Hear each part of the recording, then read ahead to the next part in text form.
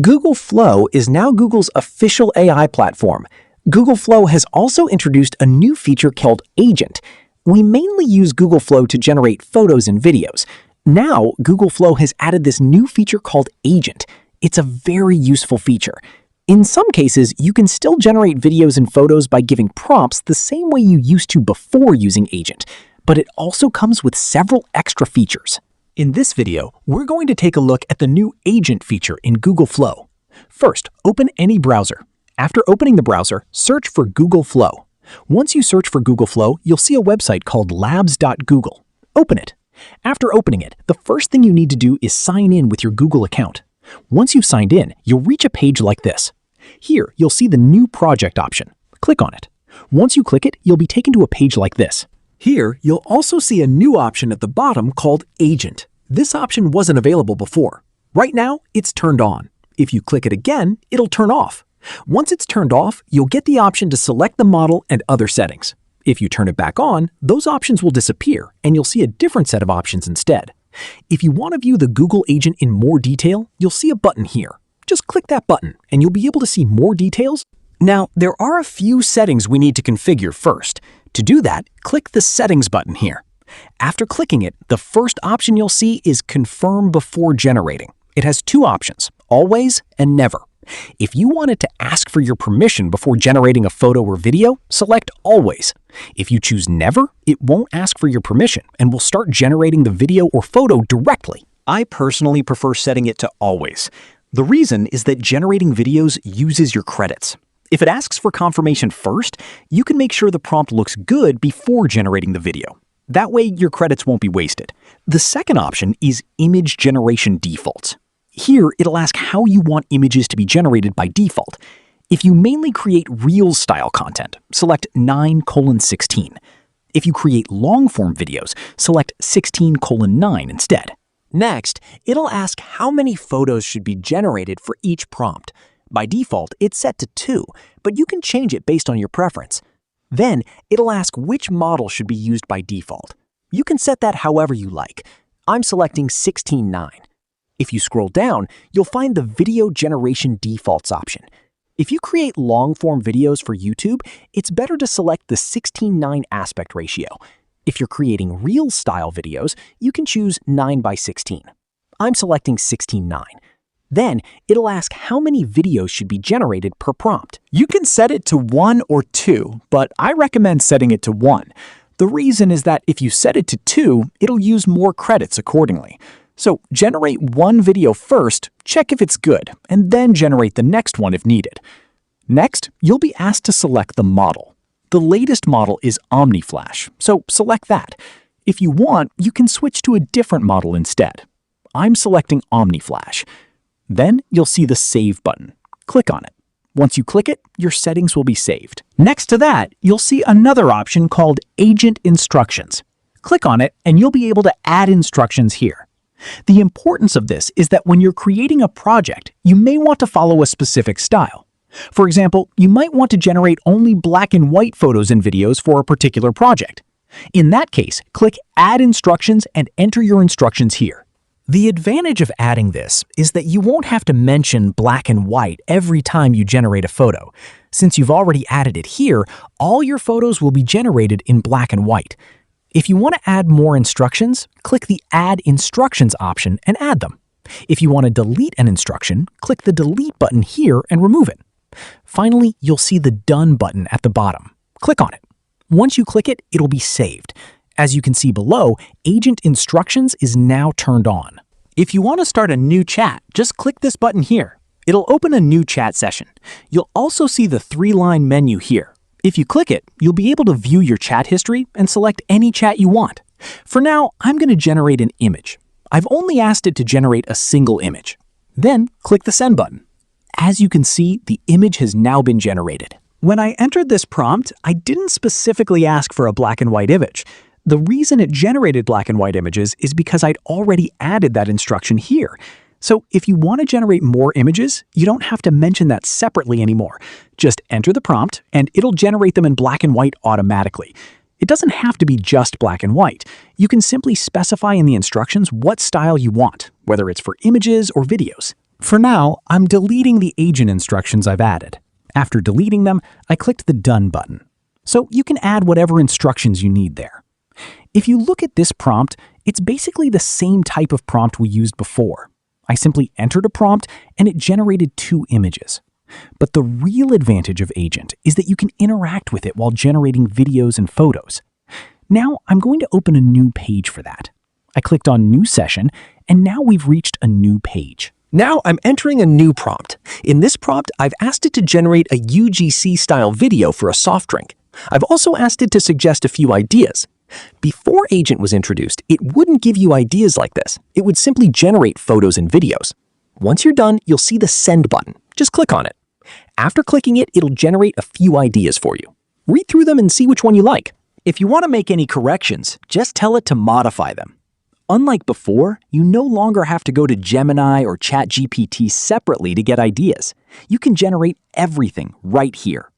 It's now asking if I'd like to try another idea. I'm telling it this one looks good. Once I confirmed that, it started asking me a few more questions, such as what type of soft drink it is. Now I'm answering those questions. What you need to do here is answer any questions the agent asks. At the same time, if you have your own ideas and want to make changes, you can simply tell it.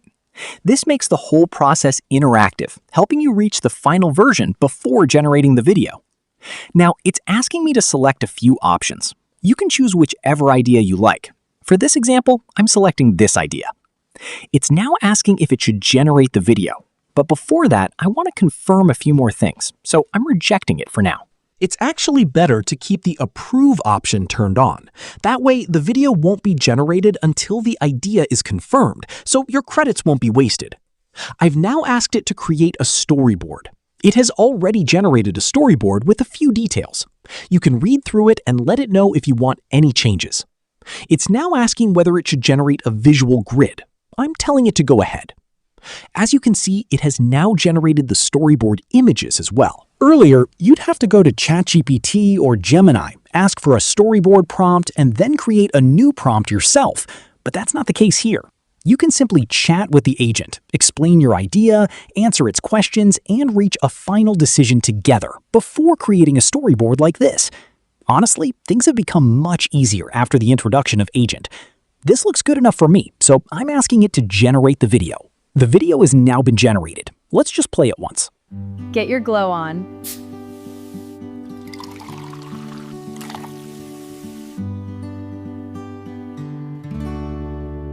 The results are actually pretty good. So if you're going to use Agent from now on, this is how you should use it. Don't use Agent just to generate a single image or video with one prompt. For that, you can continue using the old method. The advantage of Agent is that previously you could generate a maximum of only 4 videos with a single prompt. For example, here's a result we've generated. It contains 6 images. If you want each of these 6 images separately, just long press them and drag and drop them here. Or you can click the plus button and add them that way. I've simply used drag and drop. Then I asked it to generate them as separate images. As you can see, it's now generating all 6 images separately. It has generated all 6 individual images.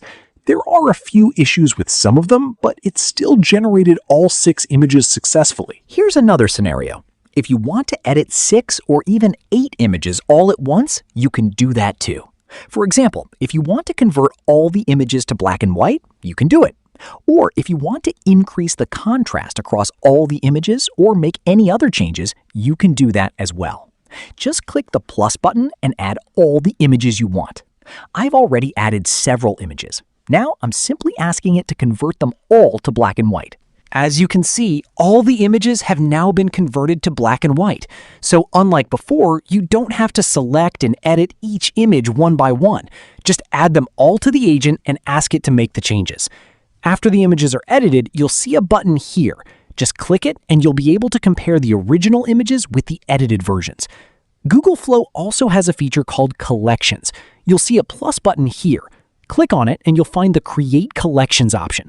Click that to create a new collection. You can add a group of photos to it. Once you add those photos, you'll be able to view them all in one section. It's a very useful feature. You can create separate collections and add only the photos you want to keep organized. Now, this isn't actually an agent feature, but here's how Agent helps.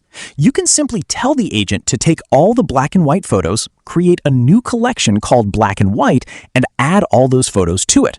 Just give it that instruction, and the agent will create the new collection and add all the black and white photos automatically. As you can see, I simply entered the prompt. It immediately created a new collection page and added all the black and white photos to it. It worked really well. So that's another useful way to use Agent. Another thing is that you may have already created a character. If you want to add that character here, you can. Just click the plus button. After that, you'll see the character option. Click on it. Once you click it, you'll see any characters you've already created. In my case, I already have a character from an earlier project. If you want to add it, simply select the character and click Add to Prompt. The character will then be added to your prompt. After that, just tell it what you want the character to do. If you type @ you'll see the option to add a character again, or you can add an image instead. I'm also entering the character's name here. Once you're done, click the Send button, and it'll generate the image for you. The image has now been generated. So, you can also generate images using characters you've already created. We also created collections earlier. If you want to rename a collection, you can simply do it with a prompt. I'm now trying to rename the collection using a prompt. As you can see, the collection name has been changed successfully. If you want to delete any photos from the collection, you can do that with a prompt as well. You can also delete them manually. But if you want to remove multiple photos, just select them all and add them to the prompt. I've selected these photos and simply entered the prompt, Move to Trash.